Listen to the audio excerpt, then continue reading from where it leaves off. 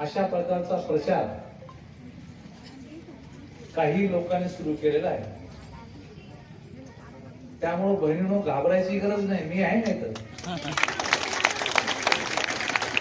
त्यांच्या खोट्या प्रचाराला बळी पडू नका। आता मी म्हणलं असतो चुकीचं, पण कोणाची हिंमत नाही पुढचा शब्द वापरत नाही की योजना बंद करायची कोणाची हिंमत या ठिकाणी नाही। हे काँग्रेसचे लोक जाणीवपूर्वक अशा प्रकारचा प्रचार करायला लागले आणि आता लाडकी बहीण योजना बंद होणार आहे। अरे बंद नाही होणार। आम्ही 3000ची घोषणा केलेली, 3000 देण्याची जबाबदारी आमची आहे। आणि जाणण्याच्या लाडक्या बहीण योजनेच्या कमिटीचा अध्यक्ष मी आहे। तुम्ही मला निवडून दिले आणि त्यामुळे माझी जबाबदारी आहे की आता तुम्हाला 1500 मिळतात। मी रोज मुख्यमंत्र्यांचे कान चावणार आहे।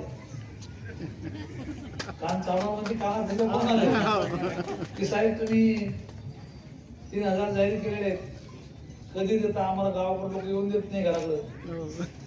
लवकरात लवकर 3000 दिले पाहिजेत आणि ही जबाबदारी निश्चितपणे मी पार पाडील आणि लवकरात लवकर तुम्हाला 3000 रुपये कसे महिन्याला मिळतील या संदर्भातला प्रयत्न करणार। मला तुम्हाला सांगताना आनंद होतो की आता लाडक्या बहिणीचे दिवस फिरलेले, कसे फिरलेले तुम्हाला ती योजना माहीत पडली की नाही माहीत पडली माहित नाही मला, परंतु देशाच्या पातळीवर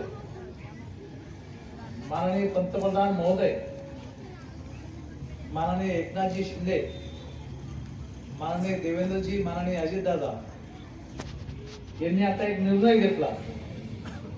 राज्याकडून तुम्हाला किती मिळतात? 1500 रुपये, बरोबर आहे। आता तुम्ही माझं पुढचं ऐकताल तर पुढची उठून उभा नका राहू। आता केंद्राने आणि राज्याने निर्णय घेतला की आता विमा म्हणून प्रत्येक महिलेला हे 1500 सोडून 7000 रुपये महिना सुरू करायचा। किती?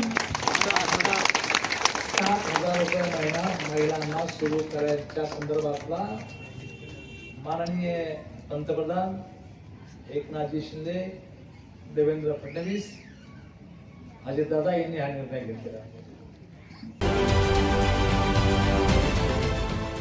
देश विदेशातील प्रत्येक घडामोडींचे लाईव्ह अपडेट मिळवण्यासाठी आता साम टीव्हीच्या सर्व सोशल मीडिया प्लॅटफॉर्मला लाईक, फॉलो आणि सबस्क्राईब करा। तसंच सर्व नोटिफिकेशनसाठी बेल आयकॉन प्रेस करायला विसरू नका।